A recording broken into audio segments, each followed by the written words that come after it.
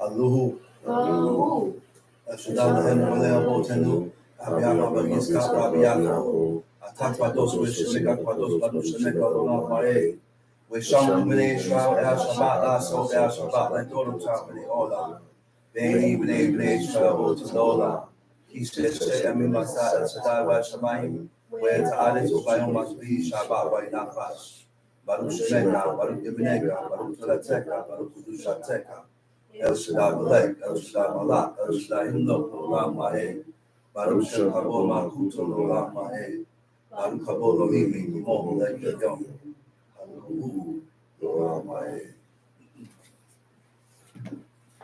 First of all, I'd like to give all honor and praise to the God of Abraham, the God of Isaac, the God of Jacob, the great, mighty, revered God, the Most High God, who bestows loving kindness and blesses all things, who remembers the pious deeds of the patriarchs, the Most High, slow of anger, great in kindness, forgiving iniquity and transgressions, but who by no means clear the guilty, visited iniquities of fathers upon the children to the third and fourth generation. The Most High, his work is perfect for all his ways of justice, a God of faithfulness and without iniquity, just and right is he. May be seated. Giving due respect and honor to a head in Israel, my father, Chief Eleazar, to the chief men, princes, brothers and sisters, I say unto you the tongue of my forefathers, Shabbat Shalom. Shabbat Shalom,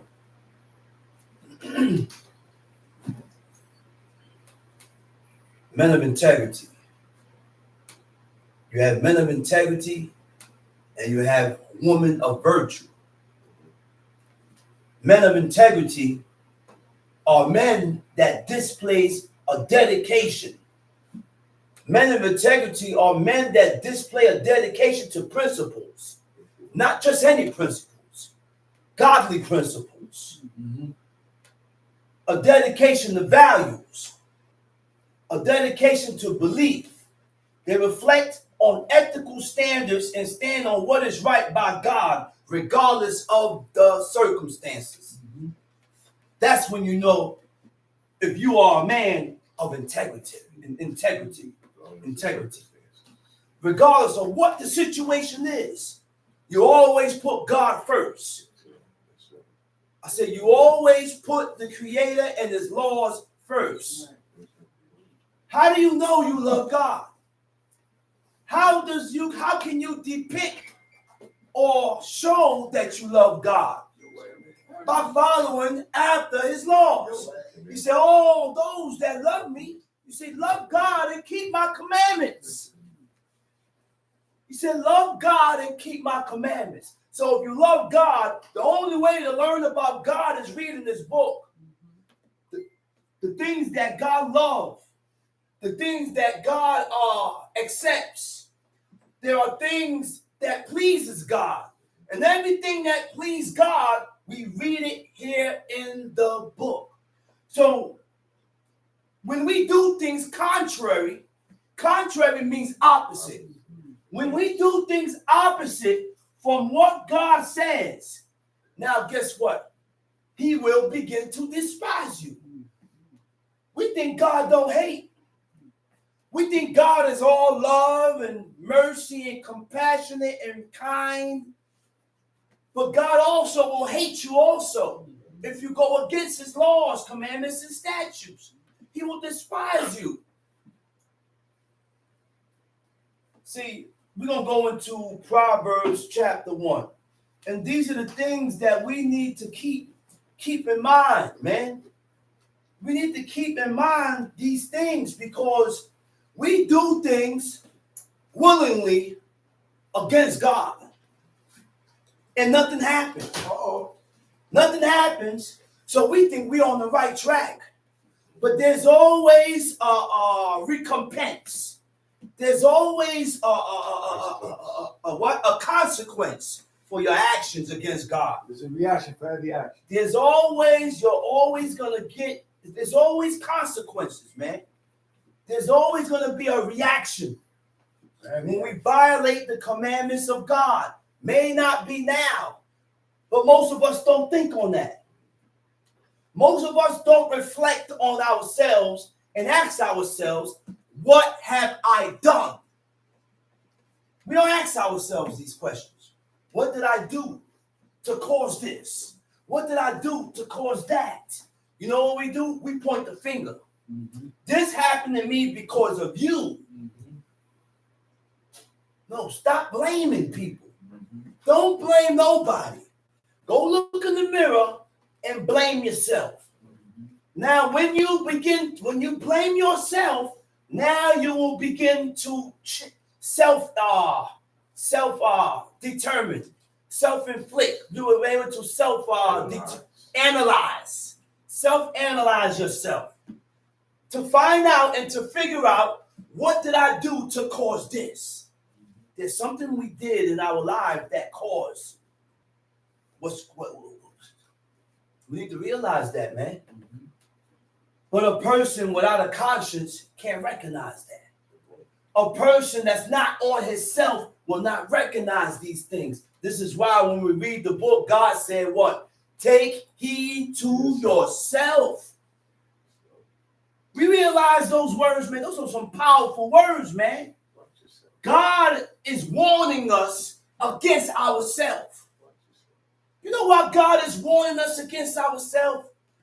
Because of what happened in the beginning. And God already knew that we will, judged by in the beginning of times when Adam and Eve ate from the tree of knowledge of good and evil. He said, man, this is going to be our destruction. That's going to be our destruction. So I got to warn my people, take heed to yourself. Take heed to yourself. Stop watching everything else and watch yourself. God never told me to take heed to you. He commanded me to chastise you. He commanded me to rebuke you. He commanded me to reprove you. Some of us accept chastisement. Some of us accept reproof and correction. Most don't. We get angry at correction. We get tight when we get reproved. But who do you rather correct you? God is still being merciful. Put it in this person to correct you, because if I correct you, I'm going to damage you. I'm going to hurt you, and I don't want to do you like that. So let me give you a break. Let me put it in this guy here to go and correct you. Now, when this guy come and correct you and you don't take heed, now God steps in now. God will step in. Now you end up in a hospital bed. And you hear this. Beep, beep, beep. You don't want to hear that. Let's read Proverbs chapter 1. The Proverbs of Solomon, the son of David, king of Israel. To know wisdom and instruction. To know wisdom and instruction. What is instruction? Instructions is what? Torah. That's what Torah is. The Torah is the first 5 books of Moses. Why is it called the first 5 books of Moses? Because God quoted and Moses wrote it. I said God quoted and Moses wrote it. God reiterated this whole story in Genesis to Moses. God wrote that. When we read the book and it says that Eve said that God said, don't touch it, God reiterated that. So when we call Eve a liar, you're calling God a liar. Right. We have to be careful how we speak against the book. Do we realize that God quoted the first 5? God quoted Genesis, Exodus, Leviticus, Numbers, and Deuteronomy. When we speak against those books, this is the word of God, directly out of the mouth of God, reiterated and spoken to Moses, and Moses wrote it in the book, and it was preserved up until this day, giving his people a chance to return back. Because God already knew that there was never going to be another prophet, no more prophets here. There's never going to be no more priests here. And the connection between humans, between mankind and God is not going to be there. Depending on your dedication to his laws, commandments, and statutes. We can rekindle that fire now. There's a way that we can rekindle that love, that fire between you and God by taking heed to his laws. All you got to do is draw his attention towards you. Huh? And how do you draw your attention? How do you draw God's attention towards you? Buckle down. Huh? Now, when you read Genesis, God's attention was turned away from Cain. But his attention was drawn towards Abel. We have to buckle down the laws. That's right. Walk sinless. And we have to change our ways. That's right. God looks at the heart and he tries the heart and he looks inside of you. And if you have anything in you that God hates and despises, he'll back up. Right. He's not gonna accept you. He'll turn away from you. Just like Cain. Cain. Our forefathers did law. But God turned his back on these same people because of their ways. Right. Because of what they had in them that God didn't like. See, your ways has to do with your inner self. Inside. Your ways has to do with your inside. What goes on up in there? Your ways has to do with your inside and your thoughts. Yeah. Because your ways is filthy, it's going to transpire in your speech and in your thoughts and in your actions. That's why we got to watch our talk when we say things. Watch your thinking pattern. Be careful with these things, man. Right. He said, go ahead, read, Tom C. Now it says instructions, right? The word for instructions in the Hebrew is musad. Musad, it means instructions. It means learning. Learning is knowledge acquired through experience. Experience, studying, or by being taught. Okay? That's how you learn. That's how you learn. Through experience, through studying, or by being taught. Whether you experienced it, whether you sat down and put the time in and studied, or whether someone taught you. Okay? Okay, go ahead, read. To perceive the words of understanding. To perceive the words of understanding. To perceive means able to understand or explain how to depart from evil. The word for understanding is bina. Bina means reasoning. You know what reasoning is? The action of thinking of something in a logical, sensible way. When you think about something in a logical, sensible way, emotions is out the window. Your emotions must go out of the window when you're dealing with reasoning. Okay? Because if your emotions don't go out the window, then that's going to get in the way of your reasoning. And you're not going to judge matters logically and sensibly. That's right. Tom Sheep. Verse 3. To receive the instruction of wisdom, justice. To receive the instructions of wisdom, justice, and judgment. And judgment. And equity. And equity. What is wisdom? In the Hebrew, it says he's skilled. He's skilled, or sekel. It means to acquire sense. It's the ability to understand. Recognize when something is right or wrong, using your knowledge of what is right or wrong according to what God said. See, this is how we judge matters. That's your standard. This is your wisdom in the sight of the people. We must be able to judge matters according to what God said is right. According to what God said is wrong. That's the only way we can judge a matter. That's the only way we should be able to deal with each other. According to what God said is right or wrong. Which means I can never get emotional. Because if I get emotional, then I'm going to do things out of context, contrary and opposite from what God said, and then I'm going to justify myself. then you're going to justify yourself like you're right. And because you are stubborn and hard-headed, when someone tells you you're wrong, you shouldn't do this, don't do this, you stubborn up. You stubborn up.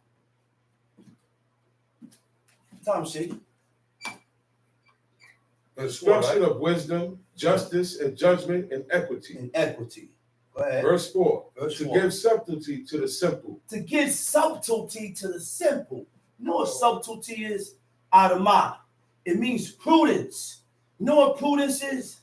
Prudence is being cautious. Uh-oh.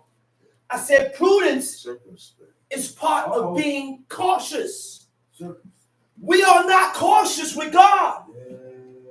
I said we are not cautious with God. We never sit down and think and say, well, maybe I may be violating. I may be violating the law.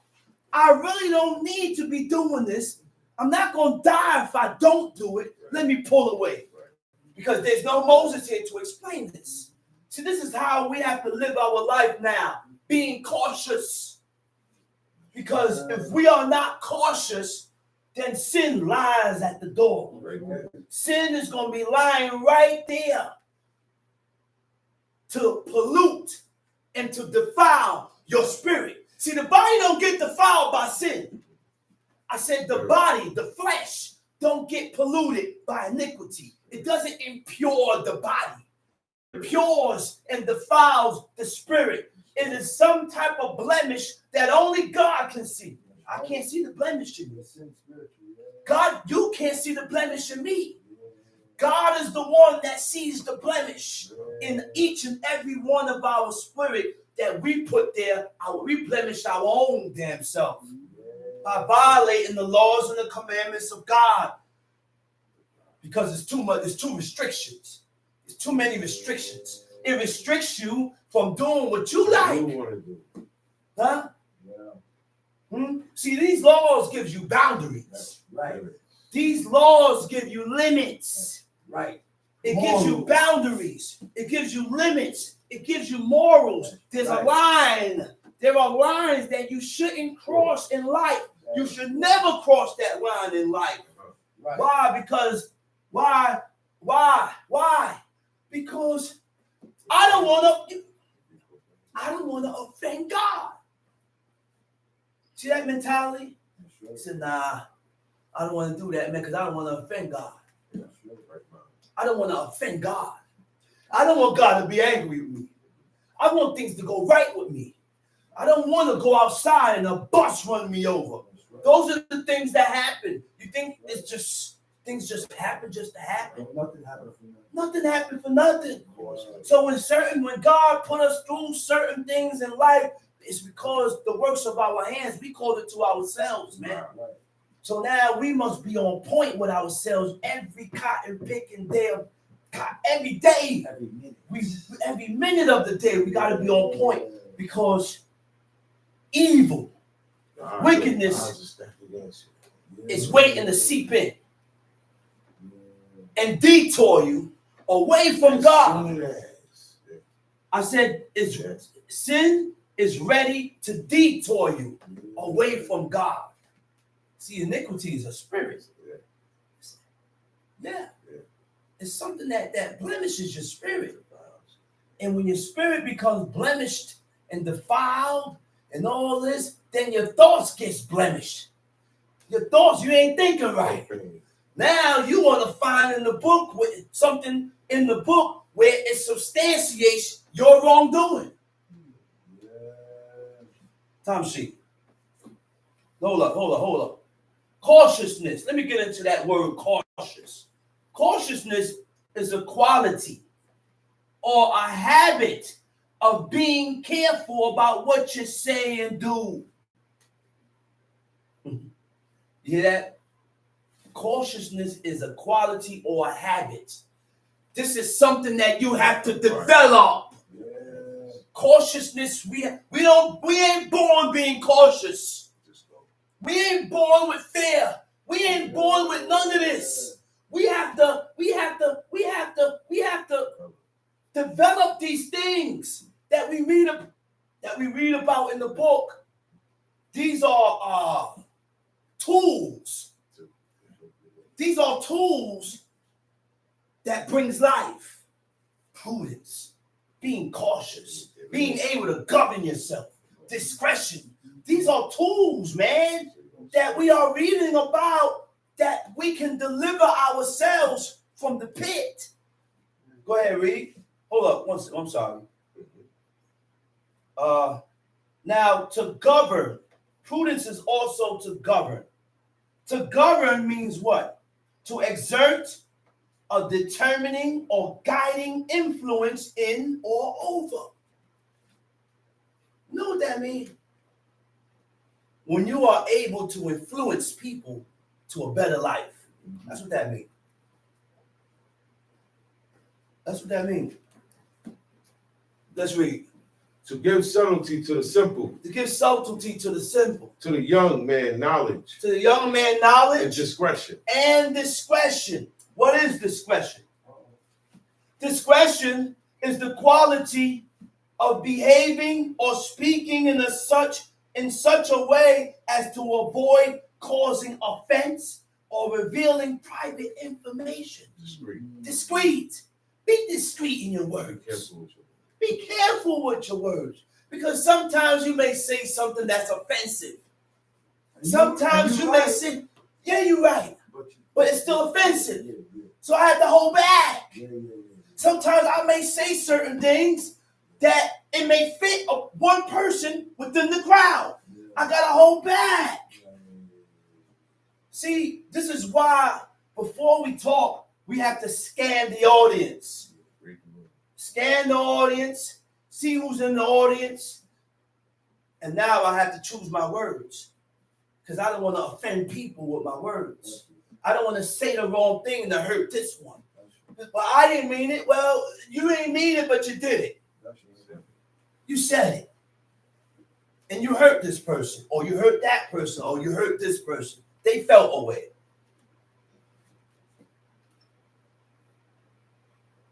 Tom sheet, what verse we at? Verse 5. Verse 5. A wise man will hear and will increase learning. A wise man will hear and will increase learning. Ain't that something? Huh? So that tells me who's wise. Because most of us ain't hearing. A wise man will hear. You know what that also means? When someone is able to come to you and tell you, listen, brother, you shouldn't do that.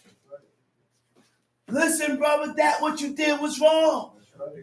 And not have to worry about you kicking up no dust and cursing me out because I done told you that you was wrong. You ain't wise. It's time for me to back up and leave you alone. It said a wise man will what? Will hear. And will increase learning. And because you hear, because you hearken, you will learn. You will increase knowledge. You will learn. You will increase wisdom. Tom sheet. And a man of understanding shall attain unto wise counsel. A man of understanding shall attain to wise counsel. Smart guy. Okay? Okay? A man of understanding will attain to wise counsel. Take heed. But you have to be a man of understanding. A man that is on that road of departing or turning away from that which is unlawful, from that which is evil. Now that person will attain and hearken to wise counsel. Okay? The word for wise counsel is takbulot. Takbulot is what? Steering or guidance. A man of understanding will hearken to wise counsel. It means steering. To control the course of self. A man of understanding will control their own self. Their course. They will detect where they're going and Stay on the right course. And get back on course with God. Now I fell off, they'll put themselves back on course with God. Guidance, help, advice using the knowledge of God. I will never advise you with my own counsel. I would never advise you with my own counsel. Oh, My yeah. advice is godly advice. My advice is according to what God said. Well, me and my husband, we're going through it right now, and he's doing. I said, well, sister, I'm going to counsel you according to what God said. You have to hold on until you write that bill of divorce. That's right. I'm going to give you counsel according to what God said. I'm never going to counsel you my own counsel, the counsel of the heathens, how I feel, counsel to benefit myself. None of that. Return thyself. Tom Sheep. Verse 6. Verse 6. To understand a proverb and the interpretation, the words of the wise, and To their understand dark a sayings. proverb and the interpretation. Go ahead. The words of the wise, The words of the wise, and their dark sayings. and their dark sayings, Tom Sheep. The fear of the Lord is the beginning of knowledge. The fear of God is the beginning of knowledge. You didn't even scratch the surface yet. He said the fear of God is the beginning of knowledge. But fools despise wisdom and instruction. Fear is what pulls you and stops you from violation of the commandments of God. When you are afraid. Now, when you are afraid and you have the fear of God in you, you are afraid to offend God. That's why in the book it also says to fear your parents. And what it means by fearing your parents, it means be afraid to offend them. Don't offend them in no type of way, because when you offend your parents, you don't fear them. Tom Sheep. My son, hear the instruction of thy father, and forsake not the law My of thy son, mother. hear the instructions of thy father. I said, hear the instructions of your father. And forsake not the law of thy mother. And forsake or abandon not the laws of your mother. The instructions and the laws of your parents is not even in the book. These are personal laws that your parents will sit you down and instruct you and tell you, don't do this, never do that, stop walking that way, don't do the other, don't do this. These are the things that guides us through life. Why? Because your parents been here. And they've been through whatever you're going through, the parents been through it. Tom Sheep. But they shall be an ornament of grace unto thy head. An ornament of grace unto thy head. And chains about thy neck. And chains about thy neck. My son, if sinners entice thee, consent thou not. If sinners entice thee. We got a whole lot of sinners enticing. Entice means to persuade, to talk you into. See, we let people talk us into doing things and convince us into doing things that is not right. Why? Because there's some type of affinity there. So because there's some type of affinity there between these two people, one could convince the other to do something or say something that is not right by God. See, and this is when we have to put aside friendship, family, kindred, all that got to go out the window when we're dealing with these laws, commandments, and statutes. You must rebuke him and tell him that he's wrong or that she's wrong. Don't move like that. Tom Sheep. If they say, come with us, let us lay wait for blood. Let us lurk privately for the innocent without cause. Let us swallow them up alive as the grave, and whole as that go down into the pit. We shall find all precious substance. We shall fill our houses with spoil. Cast in thy lot among us. Let us all have one purse. My son, walk not thou in the way with them. Refrain thy foot from their path. Refrain thy foot from that path. For their feet run to evil, and make haste to shed blood. Surely in vain the net is spread in the sight of any bird. And they lay wait for their own blood. They lurk privately for their own lives. So are the ways of everyone that is greedy of gain. So are the ways of all them that are greedy of gain. You know, greedy of gain is unjust gain. When you receive and get things unjustly.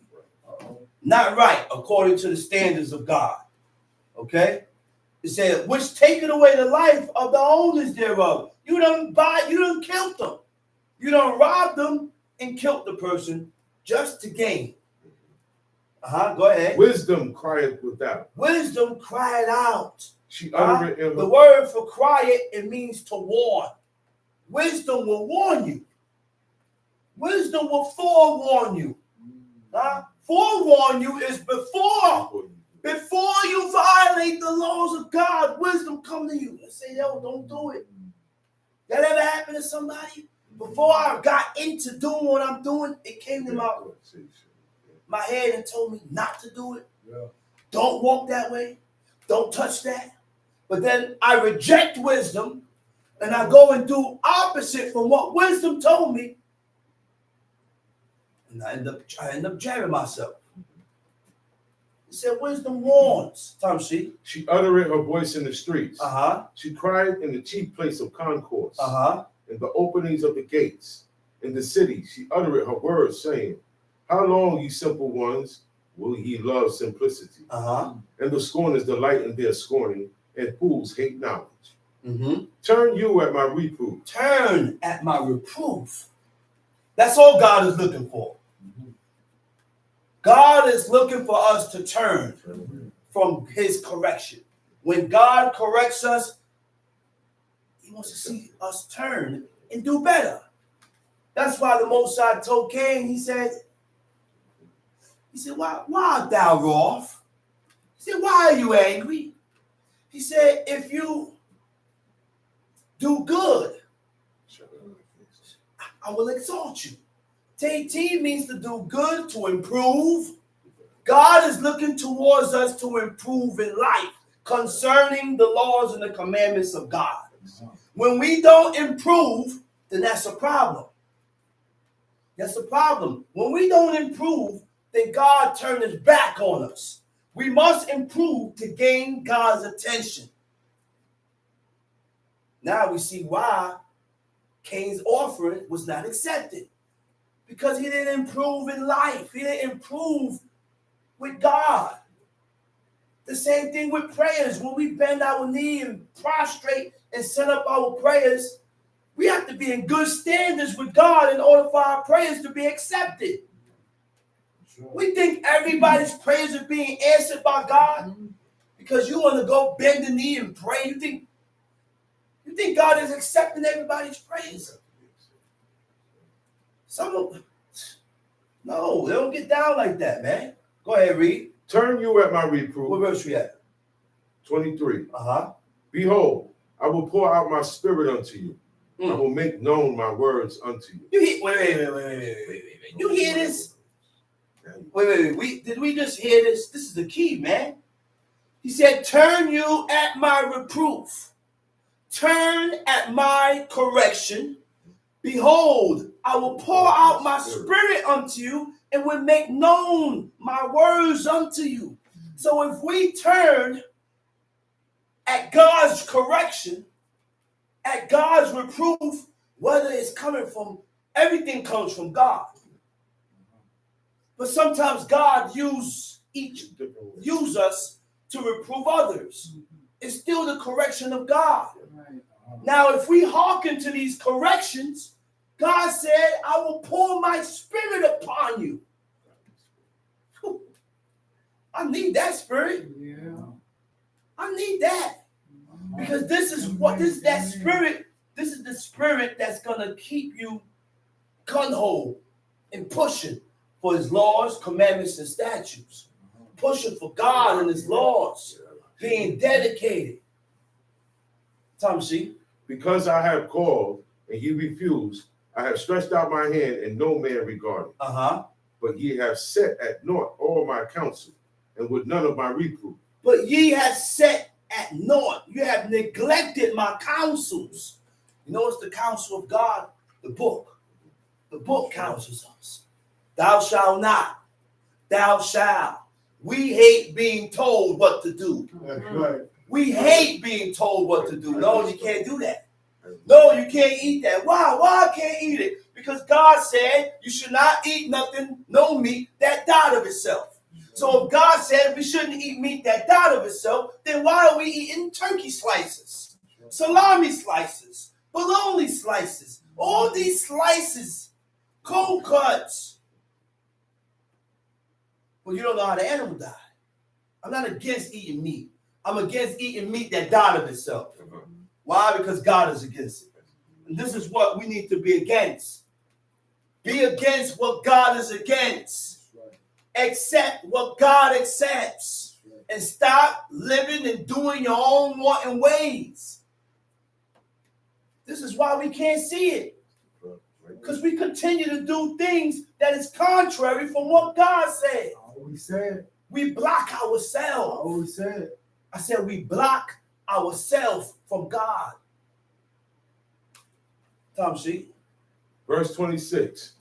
I also will laugh at your calamity. I will mock when I will mock when your fear cometh. When your fear cometh as desolation, and your destruction cometh as a whirlwind, when distress and anguish cometh upon you. Then shall they call upon me, but I will not answer. They shall seek me early, but they shall not find me.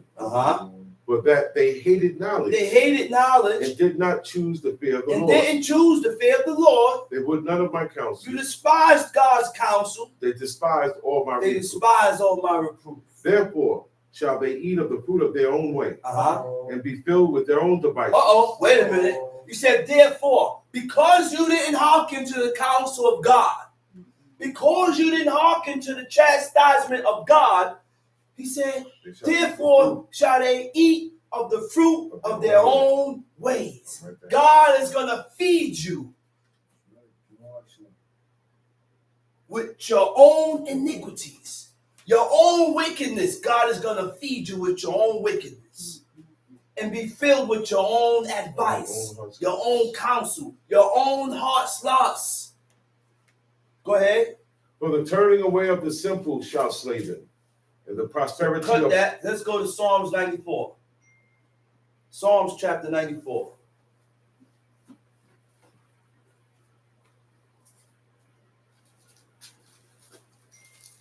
Got it? Psalms chapter 94. O Lord God, to whom vengeance belongeth. O God, to whom vengeance belongeth. Show thyself. Woo. He said, oh Lord God, to whom vengeance belongs to God. Why do we think God stopped King David from moving on Nabal? Because he was going to take vengeance against Nabal. And Nabal is an Israelite. Nabal is a Hebrew. He was married to Abigail. He sent 200 of his men to get some food. He returned a bad message back. Say, I don't know who this David is. He could be a servant running from his master. Yeah. But the people that King David sent was godly men. These men was godly. They only followed orders. I wasn't told to move on Nabal. I was just told to reveal a message. They went, they revealed the message, and came back to King David. Those are dangerous men. Dangerous men. Because these men, remember Paul used to say that? He said the most dangerous men are men that follow orders. Not emotional. Not moving on their own accord. I didn't tell you to stomp. I told you to walk. Follow orders.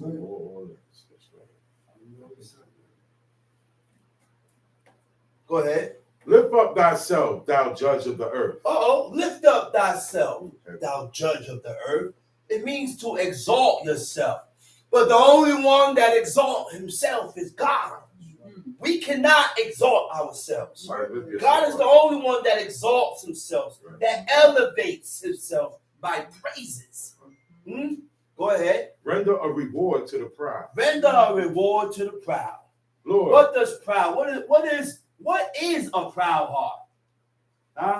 A proud heart looks at you as a failure by ignoring your strengths, by magnifying your weakness. Why do we always want to point out weaknesses, your faults? Sometimes I need you to point out my strengths and what I'm doing, and what I'm doing by pushing for God so that I can get the courage and the push and the battery. Yeah, you don't recognize what I'm doing here? I ain't never did this before. I ain't never did that before. I'm doing a little better. But you're only pointing out my faults. Don't see that. You're only looking at where I'm weak at. So where I'm weak at, you should help me straighten. Straighten me where I'm weak at. Don't stomp on me. To establish his or herself. See, we do that so that you establish yourself. And you big yourself up. To elevate yourself like you better than that person. That's pride. See, we can't serve God being proud. I said we cannot serve God being proud. Pride is a deadly mixture of discontent. You know what discontent means? You're never satisfied. That's what pride is, man. A proud person is never satisfied. Ain't that something? I said a proud person is never satisfied, right? It said it's a pure mixture of discontent and greed, which leaves you unsatisfied and angry at every inconvenience and affliction. Tom Street. Oh Lord, how long shall the wicked triumph? How long shall they? He said, oh Lord, how long shall the wicked be happy? How long shall the wicked rejoice? Huh? Look at Michael Jordan over there, living in a mansion. He don't serve God, but he's happy and got everything he needs in life. You know why? Because that's his portion. That's his portion now. Huh? Exactly. Tom Sheet, where we at? Verse 4. How long shall they utter and speak hard things? How long shall they utter and speak hard things? They're talking about the wicked. Yeah, that's what do you mean by hard things? The word hard things is atak, ayin tau kuf. It means arrogance. Huh? Arrogance. Arrogance is when a person is unpleasantly proud, behaving as if you are more important than or know more than others. That's arrogance. Tom Sheep. And all the workers of iniquity boast themselves. And all the workers of iniquity speak, they utter. They break in pieces thy people, O Lord, and afflict thine heritage. They slay the widow and the stranger and murder the fatherless. They slay the widow and the stranger and murder the fatherless. Go ahead. Yet they say, the Lord shall not see, neither shall the God of Jacob. He said, yet they see. He said, yet they say, the Lord shall not see. God ain't going to regard it. He ain't going to see this. Neither shall the God of Jacob regard it. Go ahead. Understand, ye brutish among the people, and ye fools, when will ye be wise? Okay, wait a minute. All right. Now, in verse 4, right? It said, the workers of iniquity boast themselves. You are at fault. You are wrong. Why you got so much to say? Why do we have so much to say and we're wrong? Why? It said the workers of iniquity is awang. The Hebrew word for iniquity is awang. Awang means injustice, lack of fairness, violation of the rights of others, which means you are not fair in what you wasn't fair what you did. You was not supposed to do this. You was not supposed to do that, but you did it anyway. You did it anyway. And you ain't the one to sit down and have the person do it back to you. But the law says The Lord says, if you pop my teeth out, now you're really gonna know who is for God and who ain't for God. When you go and blow somebody and knock somebody's teeth out, now you gotta sit down and let somebody else knock your teeth out. That's the law. Come, see? They break in pieces thy people, O Lord, and afflict thine heritage. They break in pieces. They break in pieces thy people, O Lord, and afflict thine heritage. Right? The word for it means oppress. Right? To keep someone in subservience by unjust exercise of authority. Subservience means the person is willing to obey. They're willing to listen, but you keep them under. Keep them as read. They slay the widow and the stranger, and murder the fatherless. Yet they say, the Lord shall not see. Neither shall the God of Jacob regard it. Neither shall the God of Jacob regard it. He ain't gonna take notice. He ain't paying attention to that. He ain't gonna consider that. He ain't worried about that. Go ahead. Understand ye brutish among the people. You know what brutish means? The Hebrew word for brutish is ba'al. Ba'al means ignorant or boor. B-O-O-R. Boor is a rude or insensitive person. Okay? Insensitive person. An insensitive person is a person that shows no concerns for people's feelings. Huh? No consideration. You show no concern about how your brother feel or how this sister feel. When I do this, I'm not concerned about how I'm going to affect who is going to affect. You're not concerned about none of that. All you concerned about is you. See, that's what happens when you don't love your neighbor as yourself. You forget about everybody else and forget about how people think and how they feel, and you just move and say things according to how you feel, and that's it. And I gotta accept it. No, I ain't gotta accept it. I need to get away from you because you're not godly, and I can't be around people like that. Because if I'm being careful with my words not to offend, then I'm looking for the same thing back. And if I don't get that back, then I gotta go. I can't force you to do this. This is why godly and righteous men dwells alone. They stayed to themselves. Because there's nobody on that path of righteousness that's correcting 360. You got to be correcting everything about you, not just one. Okay?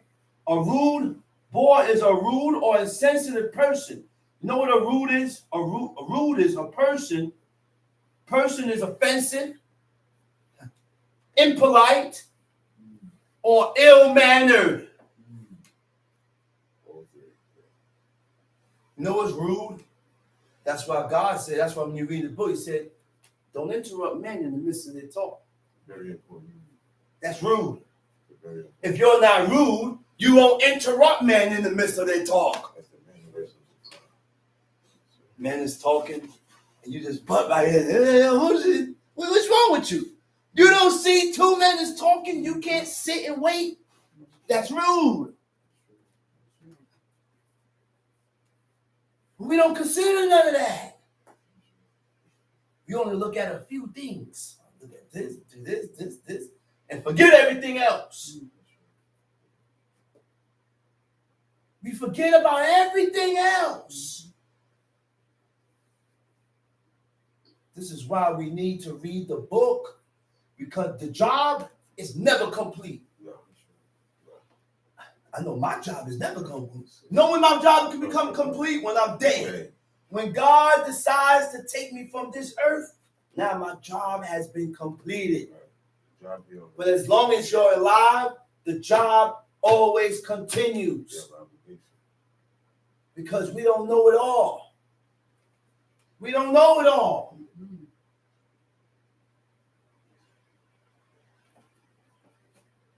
Tom sheet. Understand verse ye. 9, right? What Verse, verse that? verse 9, yeah. Go ahead. No, verse 8. Go ahead. Understand ye brutish among the people, and ye fools. When will ye be wise? He that planted the ear, shall not he hear? That's God. He said, he that planted the ear, he said, you don't think I heard? Everything. You don't think I'm here? He that formed the eyes, shall he not see? He that chastiseth the heathen, shall he not correct? He that chastiseth the heathen, shall not he correct? The word for heathen is nations. Every time you read in the book where it says heathen, God is talking about the nations. He that chastiseth the nations. God, we ain't the only ones that God correct. God also correct and chastise the nations. The people that's out there. Guess what? Hoping that they turn. Because God don't delight in the death of the wicked. No. God didn't create death. God created man and woman to live forever. That's why God created life. Now everything gotta die. Leaves die and wither. Animals gotta die. Insects die. Everything dies. It's a cycle now. It's a period of time where that's right, it's a cycle. we must go. It's a cycle now. Lifespan. It's a lifespan. Wouldn't have been like this. That's why he instructed Adam. So listen here, Adam. You see all these trees here? You see that specific tree in the midst of that garden? He said, don't eat it. He said, the day that you eat it, he said, thou shalt surely die. Return back. No reverse. Not right away, but gradually. You're gonna die. It's dead. Little by little, you're going to die. That's right. As time go on, that's why the body. That's what instituted death. The body. In the world. That's right. That's where that comes from. That's how surely die. So the body gets old, man. That's why the face start getting old and wrinkled. It's going back. Go ahead, read. Verse 10. He that chastiseth the heathen shall he not correct. He that chastiseth the heathen shall not he correct. But we got to be able to know, when is it the correction of God? Are we able to perceive that this is the correction of God? Are we able to perceive that? Because when we can perceive that this is the correction from God, you won't blame nobody. I'm not going to blame you. When certain things go down and transpire in our lives, we got to sit back and think and rewind the tapes. What did I do that caused this? What did I do, man? Go ahead, read. He that teacheth a man knowledge shall not he know? Who? Wait, what verse is that? That's the end of 10. End of 10. He that teacheth man knowledge. You don't think he knows? Go ahead. The Lord knoweth the thoughts of man. The Lord, God knows your thoughts. God knows your intentions. Go ahead. That they are vanity. That they are vanity. They ain't nothing. They're worthless. You know what vanity is? Useless. Nothing. Has no worth. It has no value. This is why our forefathers was able to walk the streets and not stress because they didn't have a tent or a house to go to. It was a godly woman that perceived. She said, I perceive that this man is a godly man.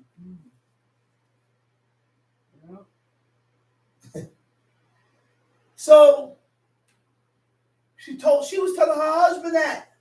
She said, yo, man, I could tell. I look at this man here. There's something about this guy here, man. This is a godly man.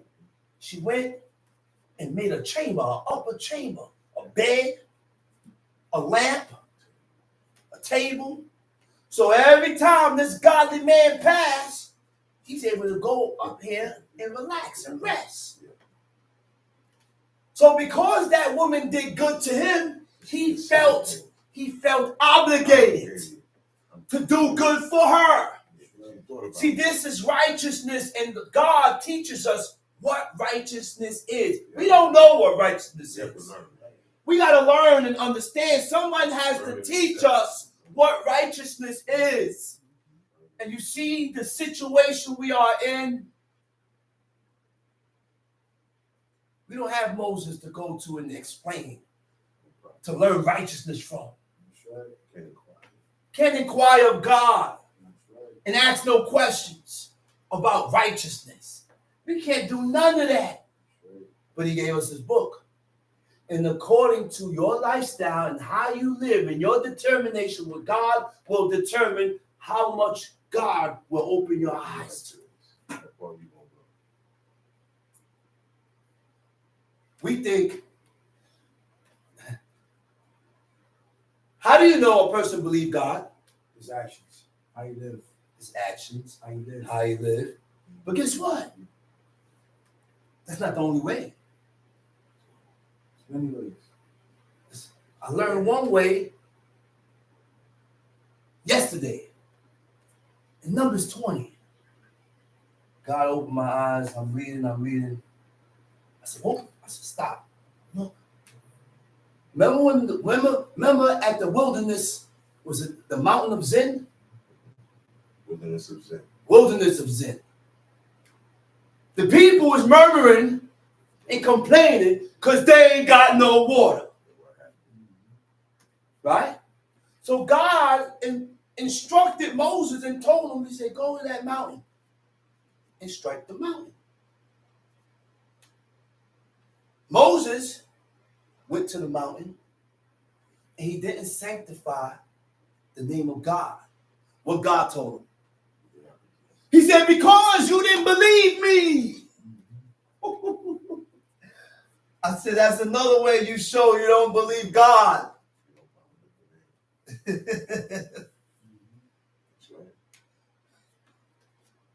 Tom sheet.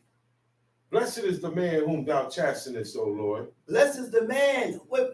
Blessed is the man whom thou chastenest, O Lord. Yes, that man is blessed. Because when God chastises you, not everybody changed at the chastisement of God. A person that's blessed, he's going to recognize his faults and change. Nah, don't do this, don't do that. Nah. I know where it's coming from.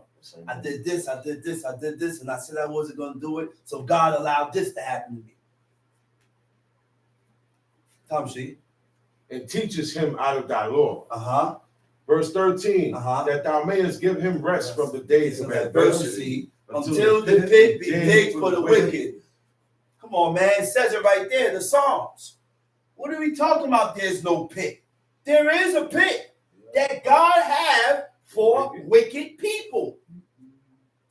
So when we live our lives in a wicked and evil way, God, that's where you're going.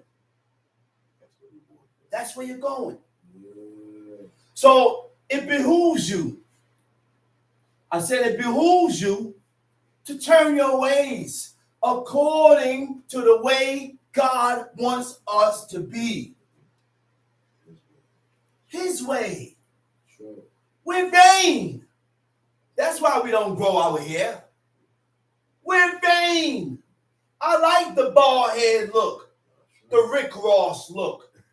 Bald my head. Put on that full beard. And then you put the teapot on.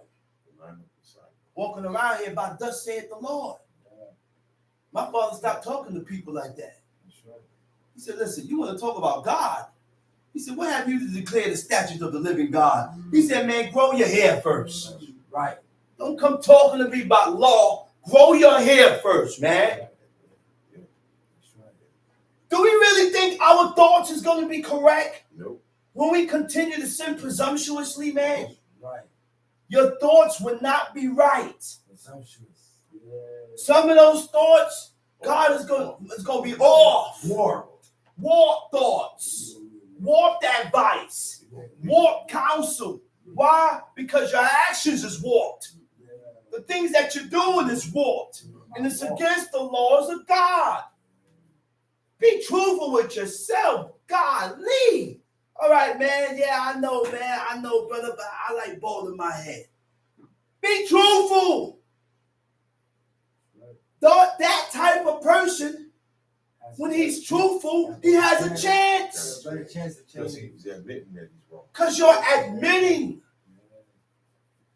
Some of us need to go to AA so we can learn the stages of what? The stages of being to recover. The first stage of recovery is acknowledgement. Right. And nobody want to acknowledge, man. Nobody want to acknowledge. I can't let brothers walk around with fringes around the borders of their garments. We ain't wear fringes on the borders of our garments, man. Deuteronomy 22 said convolt on the corners, on the four corners. On the corners, man.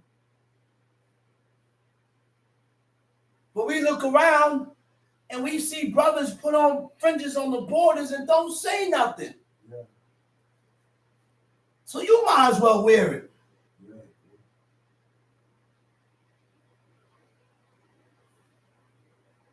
God told the prophets to cry loud. Spare not. Don't worry about their feelings and how they feel.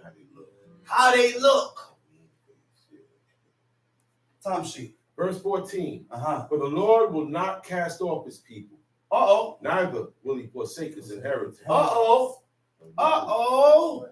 He said, for the Lord will not cast off his people. Huh? His people. But who is God's people? Uh-oh. You can't be God's people going against. You cannot be God's people going against his commandments, his laws, his statutes. You ain't God's people. When Eli's sons did what they did, they was taking a woman in the backside of the temple, deflowered them. They was taking and eating of the sacrifices. He said, you know what a verse said in one of those passages? He said, they didn't know God. They don't know God. By doing that. By doing these things, by defiling the sacrifices, by going against his laws, commandments, and statutes, God said, you don't know him. You made yourself estranged. You made yourself estranged. Tom sheet. Neither will he forsake his inheritance, but judgment shall return unto righteousness, and all the upright in heart shall follow. All the upright in heart shall follow it. That sounds like a command. There are certain ones, only certain ones that's going to follow God. You got to have an upright heart, an upright mind, upright in the heart. You know what's the upright heart? That's the key, man. That's the key. Now we see why people continue to do things contrary from God's law, because they don't have an upright heart. You can tell a person with an upright heart by how he lives according to the laws of God. So an upright heart is a humble person recognizing their own limitations and mistakes. A humble person only recognize. You have to be humble to recognize your limitations. This is deep, man. Look, God got boundaries. Only a humble man or upright heart won't cross that boundary. They're going to accept those boundaries. They're going to accept those limitations and not cross it. And not cross it. He said, an upright heart is a humble person recognizing their own limitations and mistakes. I said a humble person also will recognize when they are in error. when they done made a mistake, when they done messed up, when they done violated. Don't get all angry and misconstrued and all out of place because you all emotional and mad. Recognize and humble yourself. Recognize your faults. Acknowledge your fault. Acknowledge your fault and do better, man. While still being confident in your abilities, concern for others. Those are godly attributes. You don't break yourself down. You still secure yourself. Right. Those are godly attributes. Those are godly characters. See, most of us, when we mess up, we break ourselves down. Yeah. We come down on ourselves, man. I hope God don't condemn me to the earth, man. Boom, boom. No. And sometimes we give up. Don't give up. Recognize your fault. Acknowledge your fault. Realize where you went wrong at. Correct it and do better. And get back on track.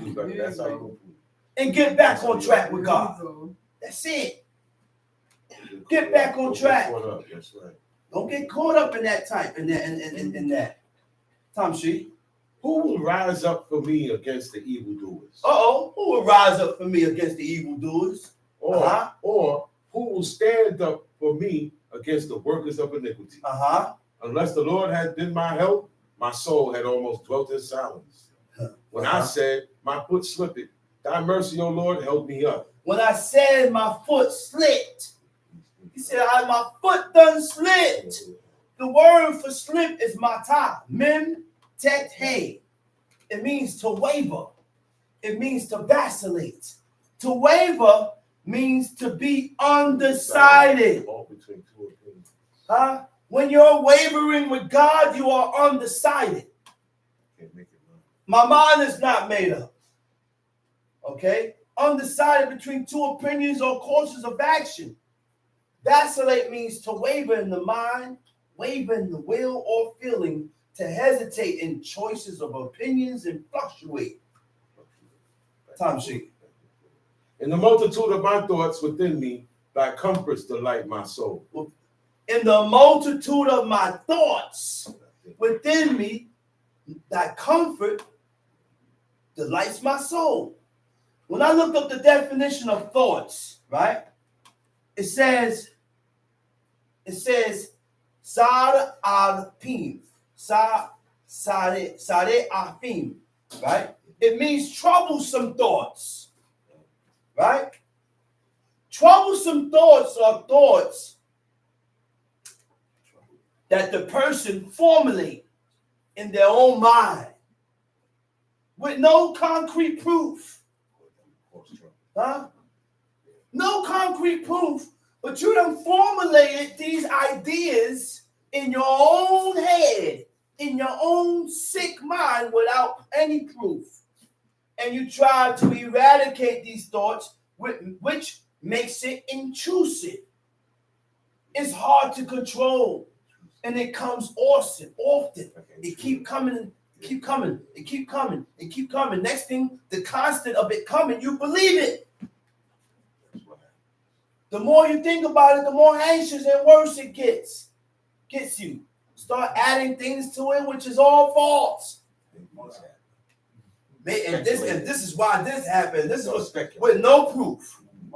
No proof. Tom sheet. Shall the throne of iniquity have fellowship with thee, which frameth mischief by our law? What verse was that? That was 20. 20. He said, shall the throne of iniquity,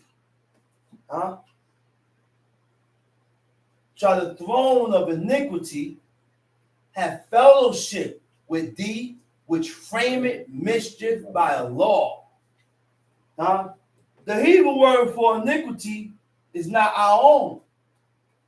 All right? It's hawa. It means desire. Shall the throne of desire have fellowship with thee, which frameth mischief by law? This is why we got to watch the things that we desire. Because the things that we desire don't have to be right. We be desiring things that's not right and godly. We be desiring things that God hate. Huh? He said, with thee which frame it or form or create mischief by law. Tom Sheep. They gather themselves together against the soul of the righteous and condemn the innocent blood. But the Lord is my defense, and my God is the rock of my refuge. And he shall bring upon them their own iniquity. And he shall bring upon them their own iniquity. Our actions that is contrary from what God said, God is going to put, man. Go ahead. And shall cut them off in And their shall own wickedness. cut them off in their own wickedness. Yea. The Lord our God shall cut them off. And with that, all I got was boy. And I'm going to say Shabbat Shalom. Shabbat Shalom. Do anybody have any questions? If you don't have any questions, we'll be having, we're going to start teachings tomorrow morning at 11 o'clock. Much more.